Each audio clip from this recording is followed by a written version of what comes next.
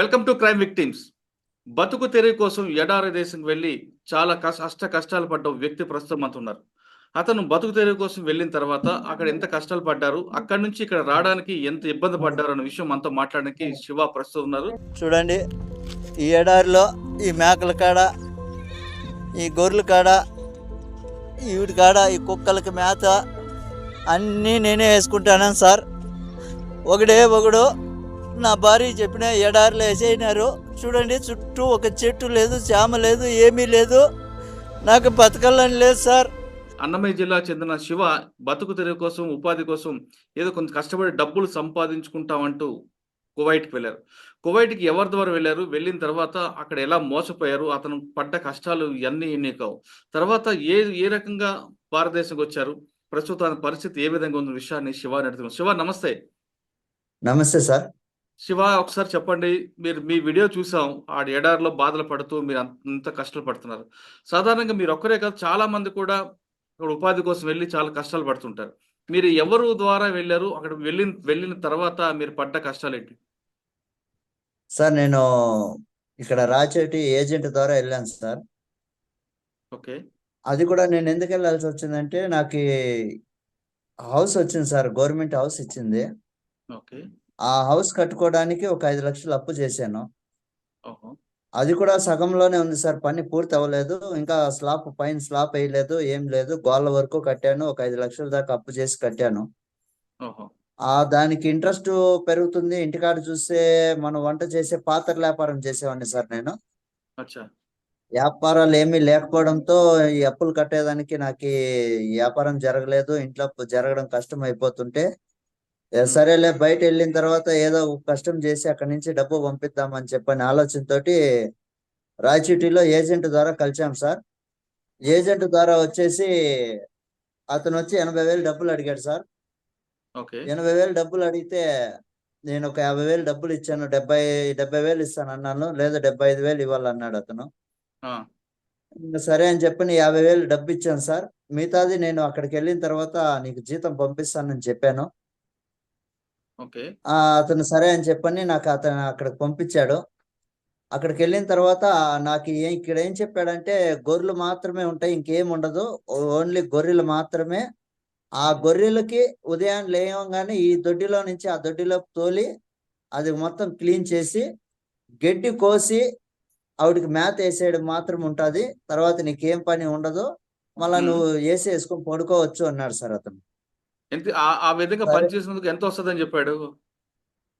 నాకు 130 దినార్లు ఇస్తామన్నాడు సార్. అంటే మన ఇండియా కరెన్సీ వచ్చి 35,000 దాకా వస్తుంది అన్నాడు సార్. సరే అని చెప్పని నేను వెళ్ళాను సార్ అక్కడికి. అక్కడికి వెళ్ళిన తర్వాత నాకు వచ్చేసి గొర్రెలు ఒకటే కాదు, గొర్రెలు, మళ్ళా వచ్చేసి పావురాలు, బాతులు, హంసలు, కోళ్ళు, పిల్లులు, కుక్కలు, మళ్ళా వచ్చేసి ఈ గువ్వలు, పక్షులు ఉన్నాయి సార్. ఇవన్నీ కాకుండా వీటికి అన్నిటికీ నీళ్లు ఉదయాన్నే 3 గంటలకు నిద్ర సరిపోయేది కాదు సార్. ఉదయాన్నే 3 గంటలకే లేచి ఆవిడకంతా నీళ్లు పట్టి మేత వేసి వీడియోలు తీసి పెట్టాలి సార్. ఆవిడకి మేత వేసానా లేదా అన్నది కోవిట్లో ఆవిడకి వీడియో తీసి అతనికి పెట్టాలి సార్. లేదంటే అతను ఒప్పుకునేవాడు కాదు. అలాగని మొత్తం వీడియోలు తీసి పెట్టేవాడిని సార్ ఆవిడకి. ఆ వీడియో పెట్టడం వల్ల అతను నాకు ఫోన్ చేసి ఓకే ఓకే ఓకే అని చెప్పేవాడు సార్. తర్వాత 2 కిలోమీటర్లు నీళ్లు మోసుకొని వెళ్ళేవాను సార్ చెట్లకి. అవి ముళ్ళ చెట్లు సార్, మంచి చెట్లు కూడా కాదు, ఒక యాప చెట్టు, మంచి చెట్లు కూడా కాదు, ముళ్ళ చెట్లు అవి. ఆ చెట్లకి నీళ్లు తీసుకెళ్లి 2 కిలోమీటర్లు పోసి వచ్చేవాను సార్. ఒక 40 క్యాన్లు దాకా మోసేవాడిని సార్. ఆ 40 క్యాన్లు మోసి వీటికన్నీ మేత వేసేసరికి మధ్యాహ్నం 1:30-2 గంటలు అవ్వేది సార్ టైము. భోజనం చేసుకోవడానికి కూడా టైం సరిపోయేది కాదు నాకు. నేను ఒక్కడే ఉన్నాను సార్. అక్కడ ఎవరు లేరు, మాట్లాడడానికి మనిషి లేడు, నా బాధ ఎవరితోన్నా చెప్పుకుందామనే మనిషి లేడు, ఎవరు లేరు సార్ అక్కడ. ఇంక ఇది పరిస్థితి అని చెప్పని నేను వేరే మనిషిని, ఇంకో మనిషిని పిలిపించు, నా వల్ల కావట్లేదు, నేను ఒకడే చేయలేకపోతున్నానంటే, లేదు ఇంకో మనిషి ఎవరు రారు, నువ్వే చేసుకో అందని చెప్పేవాడు సార్. అవి టయానికి నేను 3 గంటలకు లేచినా కూడా పని భిన్న తొందరగా అయిపోస్తాం కదా అని చెప్పని అన్నా కూడా అక్కడ జనరేటర్లు స్టార్ట్ అయ్యేవి కాదు, మోటార్లు సక్రంగా పనిచేసేటివి కాదు. అక్కడి నుంచి నేను పడ్డ కష్టము అంతా ఇంత కాదు సార్. శివ, ఇప్పుడు మీరు ఇక్కడ పని చేశారు కదా, భోజనం బాగుండేదా పోనీ? లేదు సార్, భోజనం మనకి రైస్ ఇచ్చేవాడు, వాళ్ళు వంట చేసుకుంటారు సార్. ప్రతి శుక్రవారం వచ్చి ఇక్కడ డిన్నర్ చేసుకుంటారు. ఆ రైస్ మిగిలినవి నాకు అలాగే ఉంచి వెళ్ళిపోయారు. ఆ రైసు అంటే వాళ్ళు తినగా మిగిలింది మీరు తినాలి? అవును సార్, వాళ్ళు తినగా మిగిలింది మాత్రమే. అది కూడా వాళ్ళు మటను, చికెను, ఈ పావురాల మాంసము ఇవి వాళ్ళు చేసుకునేవాళ్ళు సార్. అవి వాళ్ళు చేసి వాళ్ళు తినేసిన తర్వాత వాళ్ళు తిన్న పళ్ళెంలోనే ఆ ఎముకలు గట్రా అన్ని వేసి నాకు అలాగే ఇచ్చేవారు సార్ తినాలి అని. అయ్యో! ఆ ఎంగిల్ తట్లోనే తినమని నాకు ఇచ్చేవారు సార్. మీరు పని చేసిన ప్రాంతం అనేది పూర్తిగా ఎడారి ప్రాంతం. అవును సార్. శివ పనిచేసిన ప్రాంతం కువైట్లో పూర్తిగా ఎడారి ప్రాంతం. ఎడారులు కనుచూపు మేరలు ఇసుక తప్ప ఏమీ కనపడదు. శివ ఎంత కష్టపడ్డారన్నది ఒకసారి ఆ వీడియో చూద్దాం. చూడండి, ఈ ఎడారిలో ఈ మేకల కాడ, ఈ గొర్రెల కాడ, వీటి కాడ, ఈ కుక్కలకి మేత అన్నీ నేనే వేసుకుంటాను సార్. ఒకడు నా భార్య చెప్పిన ఎడారిలో వేసేయినారు. చూడండి, చుట్టూ ఒక చెట్టు లేదు, జామ లేదు, ఏమీ లేదు. నాకు బతకాలని లేదు సార్, నాకు ఈడు ఉండాలని లేదు. నేను ఎంత చెప్పినా మా భార్య కూడా వినిపించుకోవట్లేదు. ఎవరు చెప్పినా కూడా నా మాట నమ్మడం లేదు. ఆ పావురాలకి, ఈ కుక్కలకి అన్నిటికీ మేత, మంచి చెడ్డ అన్నీ చూడాలి. ఒక్కొక్క రోజు వాళ్ళు వచ్చినారంటే నైట్ 3 అయినా నిద్ర ఉండదు, 4 అయినా నిద్ర ఉండదు సార్. కోళ్ళకి, ఇక్కడ బాతులకి, ఇట్లా కోళ్ళకి అన్నిటికీ మేత చూసుకోవాలి. చెట్లు వచ్చేసి 2 కిలోమీటర్లు ఉన్నాయి సార్. ఆవిడికి నీళ్ళు ఎత్తుకుపోయి పోయాలా, క్యాన్లతో నీళ్లు మోసుకొని పోవాలా. ఈ జనరేటర్లు ఒకటంటే ఒకటి పని చేయడం లేదు. వాళ్ళకి చెప్తే వాళ్ళు కనీసం పట్టించుకోవడం లేదు. మొన్న మోటార్ చెడిపోతే మోటార్ కూడా కనీసము రిపేర్ చేయించుకొస్తానని ఎత్తుకుపోయినాడు. ఇంతవరకు తేలేదు సార్. నీళ్ళు క్యాన్లు మోస్తానన్న రోజు ఒక మోటార్ పని చేస్తుంది, చెప్పినా కూడా వాళ్ళు చెవుల్లోకి వేసుకోవడం లేదు. చూడండి, ఈ పావురాలు, ఈ బాతులు, వీడికి అన్నిటికీ నీళ్లు పొద్దున్నే నుంచి మోయాలా, అన్నీ చేయాలి సార్. నేను ఒకటే నా వల్ల కావడం లేదు. ఎండకి సుస్థి అయిపోతుంది. ఇక్కడ పట్టించుకునే వాళ్ళు లేరు. ఇప్పుడు ఆయన వచ్చి 3 రోజులు అవుతుంది సార్. కనీసం నువ్వు తిన్నావా చచ్చినావా అని ఫోన్ కూడా చేయడం లేదు. ఈడ నాకు ఈ పక్క పాములు, తేళ్ళు ఎక్కువ ఉన్నాయి సార్. నేను చచ్చిపోయినా కూడా అడిగేవాడు లేదు సార్. ఈడ నా పరిస్థితి ఇట్లుండదు. నాకు దయచేసి ఎవరైనా సాయం చేయండి సార్. ఈ ఎడారి నుంచి నన్ను బయట వేసేయండి, ఇంటికి వచ్చేస్తాను. ఈడున్నానంటే చచ్చిపోతాను సార్. ఇంక 2 రోజులు ఉంటే చచ్చిపోతాను. నా వల్ల కావడం లేదు సార్. చూడండి, చుట్టుకారము ఒక చెట్టు లేదు, జామ లేదు, ఒక మనిషి మాట్లాడేవాడు కూడా లేడు సార్. ఈడ నాకు కనీసం మాట్లాడిచ్చేవాళ్ళు లేడు. తిన్నావా చచ్చినావా, ఏంపా ఎట్లుండదు అని అడిగేవాడు లేదు సార్. నాకు నా బిడ్డలు గుర్తొస్తున్నారు. నేను బతకలేను సార్. ఈడ దయచేసి ఎవరైనా నన్ను సాయం చేయండి. ఈ కోవిడ్ నుంచి నన్ను బయటపడేయండి సార్. ఏం చెప్పినా కూడా ఏజెంట్ కూడా కానీ నా మాట వినడం లేదు సార్. డబ్బులు కట్టు అంటున్నారు. నా కాడ అంత డబ్బులు లేదు. ఏం చేసేది సార్? నేను కూలి చేసుకుంటేనే పని జరుగుతుంది. ఏదో ఇక్కడ నాకు చెప్పిండే పని వచ్చేసి వేరే, ఇక్కడ చేపిస్తుండే పనులు వేరే. ఎవరికి అడిగినా నాకే పట్టించుకోవడం లేదు సార్. నా వల్ల కావడం లేదు.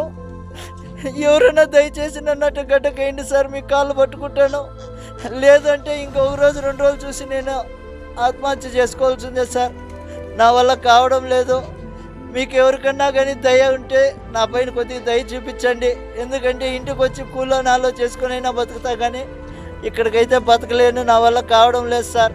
నేను ఎంత బాధపడతానంటే అంత బాధపడతాను. మా భార్యకి ఫోన్ చేసి చెప్తే, నాకా డబ్బు లేదప్పా, నేనేం చేసేది, నేను ఎక్కడి నుంచి తీసుకురావాలి అందంటుంది. ఇంకా నేను ఇక్కడ బతకలేను సార్. నా వల్ల కావడం లేదు. దయచేసి నాకు మీద ఎవరైనా దయ చూపించండి సార్. చూడండి, ఇక్కడ ఇసుక తుఫాను వస్తుంది సార్. ఆ రోజు వాళ్ళకి చెప్పినా కూడా వాళ్ళు రారు. ఇసుక తుఫాను ఉంటే రారు వాళ్ళు. ఈడ ఆ మేత వేయాలా, నీళ్లు పెట్టాలా, మనిషి చచ్చిపోయినా వాళ్ళకి బాధ లేదు. వీటన్నిటికీ మేత పెట్టాలా, నీళ్లు పెట్టాలి, అన్నీ చూసుకోవాలి సార్. కాబట్టి ఎవరైనా దయచేసి నా బాధ అర్థం చేసుకోండి.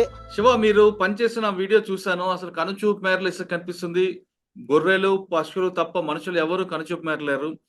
అటువంటి ఎడారిలో మంచి నీళ్ళు ప్రధానంగా ఇబ్బందిగా ఉంటుందా? ఆ నీరు దొరక్క ఎలా కష్టపడ్డారు మీరు? నీళ్ళంటే వాళ్ళు లారీలో నీళ్లు తోలేవారు సార్. లారీ వచ్చేది, 10 వీలర్ లారీ వచ్చేది. ఒక పెద్ద ట్యూబులు ఉండేవి సార్. పెద్ద ట్యూబులో 10 వీలర్ లారీ నీళ్లు పడుతుంది ఒక ట్యూబు. ఆ ట్యూబ్ లో వాళ్ళు తోలేసి వెళ్ళేవారు సార్ నీళ్లు. ఆ నీళ్లు నేను అందులోంచి చిన్న పైప్ ఉంటుంది సార్, ఆ పైప్ తోటి నీళ్లు పట్టుకునేవాడిని. అవి చెట్లకి. నేను ఒకసారి వాటర్ క్యాన్లు ఉంటాయి సార్, వాళ్ళు తాగడానికి మినరల్ వాటర్ తెచ్చుకుంటారు. అవి బాక్స్కి వచ్చి 12 బాటిల్ వస్తాయి సార్, చిన్నవి. ఒక 200 గ్రాముల నీళ్లు ఉంటాయి అందులో. ఆ నీళ్లు నేను ఒకసారి తాగానని నా మీద అరిశాడు సార్ అతను. ఆ నీళ్లు నీ కోసం కాదు, మా కోసం తెచ్చుకున్నాము, నువ్వెందుకు వాడుతున్నావు, అది ఇదని నా మీద గొడవ చేశాడు. అయ్యో! సార్, ఇప్పుడు మీరు శివగారు ఇప్పుడు తాగడానికి కదా, స్నానానికి దానికి వాటర్ ఎలాగా? ఇవే సార్, ట్యూబ్ లో నీళ్ళే. అవే తాగడానికి. నేను గొర్రెలకి, మేకలకి, ఈ పక్షులకి అన్నిటికీ కూడా అవే నీళ్ళే వాడాలి. ఇంకా ఈ చెట్లకి 2 కిలోమీటర్లు నీళ్లు మోసుకొని వెళ్ళాలి సార్, నా వల్ల అయ్యేది కాదు. ఎండ వచ్చేసి 60 డిగ్రీలు, 67 డిగ్రీలు అతనే చూపించారు సార్, మా కపిలే చూపించారు 67 డిగ్రీలు ఎండ కాస్తుంది అని. మళ్ళా వచ్చి రాంగ ఒక 55, 60 డిగ్రీల కాడికి ఎండ వచ్చింది సార్. ఆ ఎండకి నా వల్ల కావడం లేదు. నేను ఎంత చేసినా నాకు ఒంట్లో ఓపిక లేదు, శక్తి లేదు, నీరసం అయిపోయేది ఒళ్ళు. కనీసం నీళ్లు ఈ రోజుకొచ్చి 20 లీటర్లు, 30 లీటర్లు నీళ్లు తాగినా కూడా కనీసం బాత్రూమ్ పాస్ పోయడానికి కూడా వచ్చేది కాదు సార్, నొప్పి వచ్చేది నాకు. అయ్యో! ఆ ఎండలో అంత బాధపడ్డా నేను అతనికి పదే అడిగాను సార్. నాకు ఇంకో మనిషి కావాలి, నేను ఒక్కడే చేయలేను, ఇన్ని పనులు నేను ఒక్కడే ఎలా చేస్తాను బాబా, నా వల్ల కావడం లేదని ఎన్నోసార్లు చెప్పాను. అతను పట్టించుకోలేదు. మోటార్లు రిపేర్ అయిపోయినా కూడా నేను చెప్పాను సార్, నా వల్ల కావడం లేదు, మోటార్లు తెప్పించు, రెడీ చేపించు అని అడిగితే కూడా పట్టించుకోలేదు అతను. సరే అని చెప్పని ఇంకా నేను చేసేది ఏమీ లేక ఇంకా లాస్ట్ కి ఈ వీడియో పెట్టి చనిపోవాలనుకుని, నా వాళ్ళు పెట్టే నరకం కంటే చనిపోవడం చాలా చిన్న విషయం అనిపించింది సార్ నాకు. అయ్యో!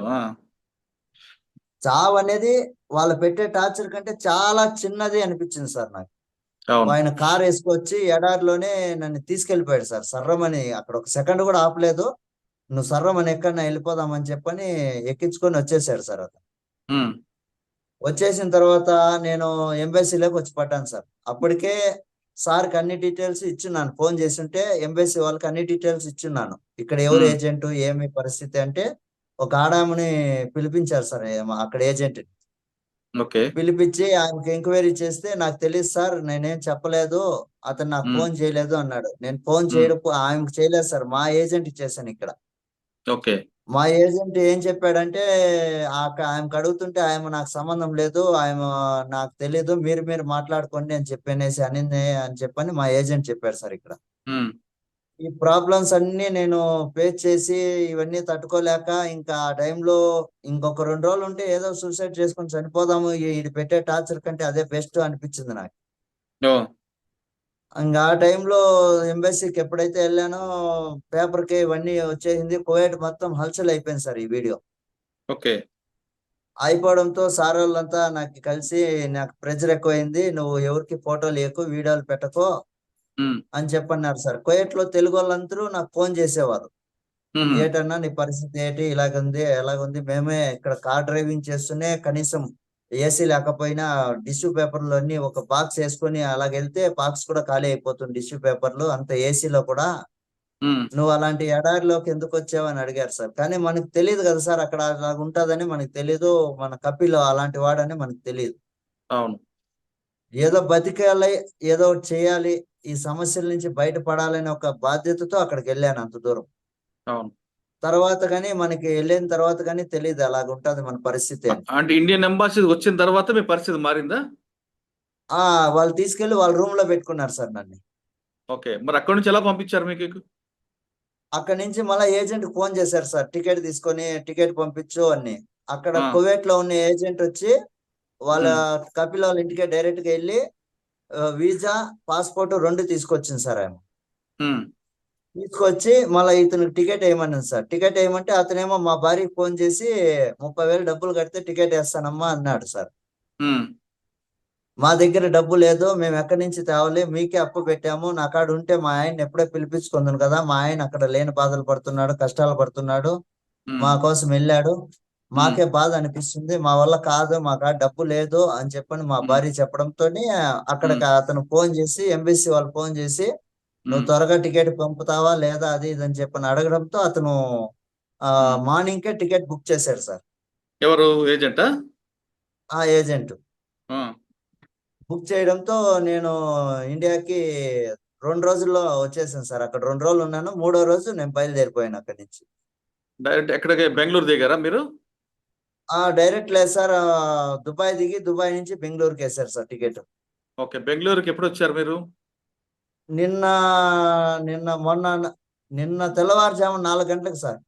ఓకే సార్, బెంగళూరు ఎయిర్పోర్ట్ దిగిన తర్వాత కుటుంబం అంతా కనబడగానే మీకు ఏమనిపించిందండి?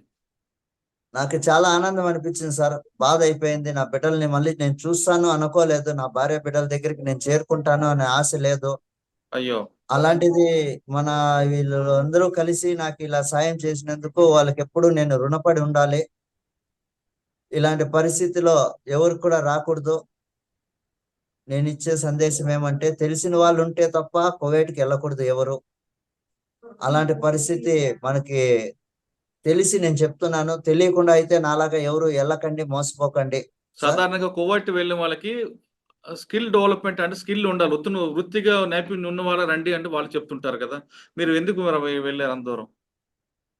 అంటే నాకు చెప్పాను కదా సార్, ఇబ్బందులు ఉన్నాయని. కానీ మనము అక్కడికి వెళ్తే కానీ ఇలా గొర్రెలు మాత్రమే ఉంటాయి, నీకు ఇంకేం ఉండదు అని చెప్పిన అతను చేతులు ఎత్తేస్తాడని మనం అనుకోలేదు సార్. అవునా? మనకి చెప్పడము ఒకటి, అక్కడ జరుగుతున్న పనులు ఇంకొకటి కదా సార్. మనకు తెలియదు కదా, ఓన్లీ గొర్రెలు మాత్రమే ఉంటాయి, అది కూడా ఎడారి అని నాకు చెప్పలేదు సార్. ఎందుకంటే మనం ఎప్పుడు వెళ్ళలేదు, ఎవరిని కాంటాక్ట్ అవ్వలేదు, పలానుగా ఇలాగ ఉంటుందని నాకు ఎవరు చెప్పలేదు. మనం అక్కడికి వెళ్తే భోజనం జరిగిపోతుంది, మనము నెల కష్టపడి అప్పులు తీర్చుకొని ఏదో 2 ఆడపిల్లలు ఉన్నారు, వాళ్ళ భవిష్యత్తు గురించి ఆలోచించవచ్చు అని ఏదో వెళ్ళాను సార్ నేను అక్కడికి. అక్కడికి వెళ్తే గానీ నా పరిస్థితి ఇలాగ ఉంటుంది, ఇంత దారుణంగా మారుతుందని నేను ఊహించలేకపోయాను. ఊర్లోకి వచ్చిన శివ, ఇక్కడ గ్రామస్తులు గానీ ప్రభుత్వం గానీ ఏ విధంగా ఆదుకుంటుంది మీకు? చాలా బాగా ఆదుకుంటుంది సార్. నాకు గ్రామస్తులు అయితే పలకరించి వెళ్తున్నారు, కొంతమంది అయితే ఏడ్చారు, ఎలాగుండేవాడు ఎలాగైపోయావు నువ్వు మనిషి అందరిని. కొంతమంది ఏడ్చారు ఇట్లా ఇండ్ల పక్కన ఉన్న వాళ్ళు గన. శివ, చివరిగా చెప్పండి, చాలా మంది డబ్బులు సంపాదించాలనో లేదా అప్పులు తీర్చుకోవాలనో దానికోసం వెళ్తుంటారండి, కావాలని ఎవరు వెళ్ళరు. ఆ కష్టాలు భరించలేక వెళ్ళి తొందరగా బయటపడదాం, మీలాగా అప్పుల నుంచి బయటపడడానికి. మరి కొంతమంది కొంచెం సంపాదించుకుందాని ఉద్దేశంతో వెళ్తుంటారు కుటుంబాల దూరంగా. ఆ విధంగా వెళ్ళే వాళ్ళకి మీరు ఇచ్చే సమాచారం ఏంటి? నేను ఇచ్చే సమాచారం ఏంటంటే, నేను అక్కడ ఇండియన్ ఎంబసీ కాడికి వెళ్ళిన తర్వాత నేను చూడడం, నేను పలకరించడం, నాతో తెలుగోడని నేను అడగడం, మీరు తెలుగువారా అని అడగడం, అలాంటి వాళ్ళని చాలా మందిని కలిశాను సార్ నేను అక్కడ. నేను వచ్చినంత వేగంగా అయితే ఎవరు రాలేని పరిస్థితి ఇదివరకు జరగలేదు. కానీ అక్కడ చాలా మంది నాలాగా బాధపడుతున్న వాళ్ళు ఉన్నారు సార్. నేను కలిసిన తర్వాత చూశాను. ఒకరైతే 5 రోజులైంది వెళ్ళి, డ్రైవర్ అని చెప్పి ఒంటీల దగ్గరికి వేసిన వాళ్ళని విన్నాను, ఇండ్లలో పని అని చెప్పని గొర్రెల దగ్గరికి వేసిన వాళ్ళని చూశాను. డ్రైవర్ పనిని డ్రైవర్ తీసుకెళ్లి భోజనం లేక భోజనం పెట్టక వాళ్ళని చూశాను. ఇంకొంతమంది అయితే మాకు జీతాలు ఇవ్వట్లేదు, ఏమి ఇవ్వట్లేదని కొంతమంది బయట నుంచి ఇంటి దగ్గర నుంచి డబ్బు వేయించుకొని వెనక్కి వచ్చేసిన వాళ్ళని చూశాను. నాతో పాటు వచ్చారు కొంతమంది. అలాంటి వాళ్ళని చాలా మంది చూశారు సార్ నేనైతే అక్కడ. అంటే సరైన ఏజెంట్ ద్వారా వెళ్తే పర్వాలేదా? సరైన ఏజెంట్ అంటే మనకు అక్కడ తెలిసిన వాళ్ళు కానీ, మనం ముందు బాగా పని చేసిన ఇల్లు కానీ, మనకు అక్కడ బంధువులు కానీ, స్నేహితులు కానీ, వాళ్ళ ద్వారా అక్కడ అతను జతలో అంటే ఆ మనిషితో మనం ఒక ఫ్రెండ్ కానీ ఉంటే, ఆ ఫ్రెండ్ కూడా మనతో పాటు అదే ఇంట్లో ఉంటే వెళ్ళొచ్చు కానీ కొత్తగా ఒక్కడివే అయితే కొత్త ప్రదేశానికి వెళ్ళకూడదు సార్. ఇక్కడ మీ అది నాకు కుటుంబం ఎంత తెలుసు. బాధపడిందండి? చాలా నరకయాతన అనుభవించింది సార్ అక్కడ నుంచి. మీ నేను భార్య ఫోన్ ఉన్నారా? మీ చేసి మీ మీ భార్య ఉన్నారా దగ్గరలో? ఉన్నారు సార్. ప్రస్తుతం మనతో మాట్లాడడానికి శివ భార్య శంకరం మనతో ఉన్నారు. ఆమెను అడిగి భర్త గల్ఫ్‌కి వెళ్ళిన తర్వాత ఆవిడ పడ్డ కష్టాలేంటో అడుగుదాం. మా శంకరమ్మ నమస్తే. నమస్తే సార్. అమ్మా, ఇల్లు కట్టుకున్నారు, అప్పు తీర్చుదామని మీ భర్త కువైట్ వెళ్లారు. అంతవరకు ప్రశాంతంగా అవును. ఉన్న మీ జీవితం అప్పుల నుంచి బయటపడాలని మంచి ఉద్దేశంతో మీ ఆయన వెళ్లారు గానీ, అక్కడ చాలా నరకం అనిపించారనే విషయం ఆయనకు తెలుస్తుంది. అక్కడికి వెళ్ళిన తర్వాత ఇక్కడ మీరు పడ్డ కష్టాలు ఎలాగున్నాయమ్మా? ఇక్కడ మీరు అక్కడ డబ్బులు అడగడం, అక్కడి నుంచి డబ్బులు వస్తాయని మీరు భావించారు కానీ, ఇక్కడి నుంచే పంపాలన్న పరిస్థితి వచ్చి రావడం, ఇక్కడ కుటుంబం గడవడం, ఆ కష్టాలన్నీ మోసిన తల్లి నువ్వు, మహాతల్లివి. నువ్వెలా భరించావమ్మా? మరి ఇంక భరించకపోతే మరి ఎలాగ సార్? భరించాలి గదా! ఇప్పుడు అతను సంపారిచ్చి పంపిస్తాను అని చెప్పాడు. హ్మ్. అతన్ని అప్పు చేసి ఇక్కడ అప్పు చేసి అతనికి కువైట్‌కి పంపించాను. హ్మ్. అక్కడ సంపారిచ్చి పంపిస్తాడనే ఒక ధైర్యంతో నేను గూడా ఇక్కడ రోజు కూలి పనికెళ్ళేదాన్ని. ఆ! కూలి చెప్పారు. పనికెళ్ళేదాన్ని. ఆ! ఇంగక్కడ జీతము డబ్బులు నెల అయిపోయింది గదా! జీతము వేయొచ్చు గదా! అంటే గూడా ఆ కపిల్ అనేటోడు జీతం ఇయలేదంట. ఆ! ఇంగ మరి సరేలే ఎప్పుడొస్తే తీసుకుందాంలే అని గమ్మున ఉండిపోయి నేను గూడా కూలి పనికెళ్ళేదాన్ని. ఆ! ఆ! నేను అక్కడికి ఎళ్ళినాను. ఇలాగయిపోయింది. ఇక్కడ రావాలంటే నాకు అమౌంట్ 71,000 అయితుంది నని చెప్తున్నారు ననని చెప్పినాడు. హ్మ్. చెప్తే ఇక్కడ ఎవరు డబ్బులు ఇవ్వరు ననని బాధపడ్డాను. హ్మ్. బాధపడి ఇక్కడ ఉన్న సర్పంచ్ వాళ్ళకి వీడియో ఒకటి పెట్టాడది. హ్మ్. అక్కడ ఉన్న సమస్య, బాధ గురించి ఆ వీడియో పెడితే, ఆ వీడియో గూడా నాకీ సెల్లుకి రాలేదు సార్. హ్మ్. నా సెల్లుకి రాలేదు. మళ్ళా మా అన్నయ్య ఏమ్మా ఫోను జేశాడు. హ్మ్. ఏమ్మా మీరు ఎక్కడుండారు? ఏం జేస్తున్నారు? ఇలాగ వీడియో వచ్చిందే. అతను ఇంత బాధపడతన్నాడే మీరు తెలుసుకోలేదా? నన్ను అరిసారు. హ్మ్. నాకు రాలేదని సెల్‌లో చూస్తే ఈ వీడియో ఏం లేదు నా దగ్గర. మరి డబ్బులేం పంపావా? ఇక్కడ కుటుంబం ఎలా గడిచింది? కుటుంబం ఎలా గడిచిందంటే కూలికెళ్ళాను. ఇక్కడ సర్పంచ్ గారు 2 బియ్యం ప్యాకెట్లు, సరుకులు తీసుకొచ్చి ఇచ్చారు సార్. ఆహా! అంటే కూలి పని మీద సరుకులు పిల్లల్ని తీస్ పిల్లల్ని సాక్కుంటూ వచ్చావు. సాక్కుంటూ వచ్చాను. ఇంగ ఇలాగ వీడియో తెలిసిన వెంటనే ఏం బాధపడుతుందో ఏమో జీతం గూడా ఇయలేదు అతను చెప్తున్నాడు ఇక్కడ సర్పంచ్ సార్ గారు 2 ప్యాకెట్లు బియ్యము, సరుకులు అందుబాటు చేశారు. శివ వచ్చేసారు కాబట్టి ఇప్పుడు ఎలాగుంది మీ జీవితం? చాలా బాగుంది సార్. కువైట్‌కి వెళ్ళమంటావా ఎవరికైనా? వెళ్ళమనను సార్. హ్మ్. నేనైతే కువైట్‌కి ఎవరిని ఎళ్ళొద్దనే చెప్తాను సార్ నాకు తెలిస్తే మటుకు. హ్మ్. నేను వెళ్ళొద్దనే చెప్తాను సార్. ఓకే. కువైట్‌కి వెళ్ళాలనుకున్న వారు ఖచ్చితంగా ఒక మంచి ఏజెంట్ తీసుకోండి. లేదా అక్కడ ఎవరైనా మీకు తెలిసిన వారు ఉంటే వాళ్ళతో మాట్లాడిన తర్వాత వెళ్ళండి అంటున్నారు శివ. లేదు డబ్బులు హ్మ్. సంపాదించాలని, అప్పులు తీర్చుకోవాలని గాని మీరు గాని వెళ్తే ఇలాంటి కష్టాలు ఎదుర్కొంటారంటూ శివ తన అనుభవం చెప్తున్నారు. చుట్టూ కనుచూపు మేరలో ఎడారుంటది. మధ్యలో ఒంటరి మనిషి. అక్కడ నీరు కూడా దొరకని ప్రదేశంలో అత్యంత దారుణమైన పరిస్థితులు శివ అనిపించారు. శివ చెప్తుంది తనకే కాదు తనలాంటి వాళ్ళు చాలా మంది కువైట్‌లో ఉన్నారు. వాళ్ళ డ్రైవర్‌గా ఉద్యోగం వచ్చి డ్రైనేజీలు కడిగే పరిస్థితికి వాళ్ళు వస్తున్నారు కాబట్టి 1, 2 సార్లు ఆలోచించండి. మంచి ఏజెంట్ నమ్ముకొని వెళ్తే కువైట్ వెళ్తే బానే ఉంటది గానీ, అన్యాయంగా లేదంటే వేరే దారిలో గాని వెళ్తే కష్టాలు పడాల్సొస్తుందంటూ శివ తన అనుభవం చెప్పారు. కాబట్టి ఇది గల్ఫ్ వెళ్ళిన బాధితుడు శివతో ఎక్స్‌క్లూజివ్. వచ్చే వారం మరో గెస్ట్‌తో మళ్ళీ కలుద్దాం. అంతవరకు నమస్తే. నమస్తే శివ, శంకరమ్మ ఇద్దరికీ నమస్తే అమ్మ. మీ ఇద్దరు బాగుండాలని, మీరు మరొకసారి మంచి జీవితం గడపాలని కోరుకుంటున్నాం. ఓకే సరే సార్. సార్. చూడండి, ఈ ఎడారిలో ఈ మేకల కాడ, ఈ గొర్రెల కాడ, వీటి కాడ, ఈ కుక్కలకి మేత అన్నీ నేనే వేసుకుంటాను సార్. ఒకడు నా భార్య చెప్పిన ఎడారిలో వేసేసినారు. చూడండి, చుట్టూ ఒక చెట్టు లేదు, చేమ లేదు, ఏమీ లేదు. నాకు బతకాలని లేదు సార్. నాకు ఈడు ఉండాలని లేదు. నేను ఎంత చెప్పినా మా భార్య కూడా వినిపించుకోవట్లేదు. ఎవరు చెప్పినా కూడా నా మాట నమ్మడం లేదు. ఆ పావురాలకి, ఈ కుక్కలకి అన్నిటికీ మేత, మంచి చెడ్డ అన్నీ చూడాలి. ఒక్కొక్క రోజు వాళ్ళు వచ్చినారంటే నైట్ 3 అయినా నిద్ర ఉండదు, 4 అయినా నిద్ర ఉండదు సార్. కోళ్ళకి, ఇక్కడ బాతులకి, ఇట్లా కోళ్ళకి అన్నిటికీ మేత చూసుకోవాలి. చెట్లు వచ్చేసి 2 కిలోమీటర్లు ఉన్నాయి సార్. ఆవిడకి నీళ్ళు ఎత్తుకుపోయి పోయాలా, క్యాన్లతో నీళ్లు మోసుకొని పోవాలా. ఈ జనరేటర్లు ఒకటంటే ఒకటి పని చేయడం లేదు. వాళ్ళకి చెప్తే వాళ్ళు కనీసం పట్టించుకోవడం లేదు.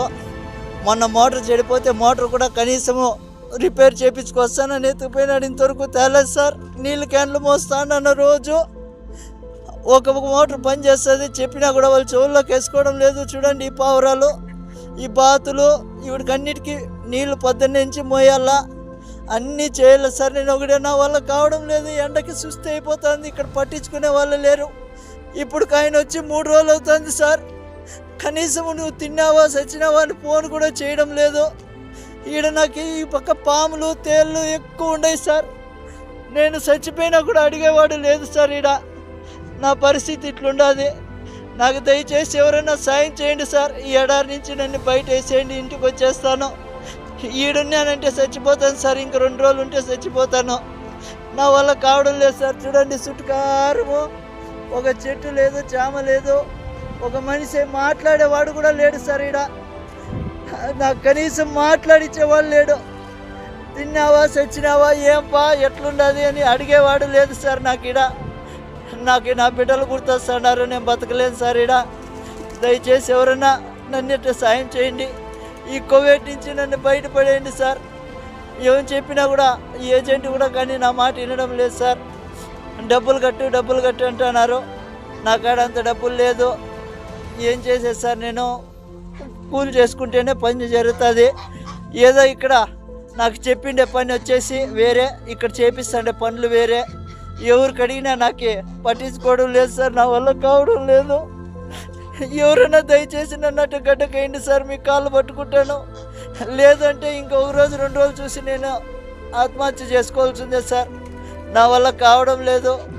మీకు ఎవరికన్నా కానీ దయ ఉంటే నా పైన కొద్దిగా దయ చూపించండి.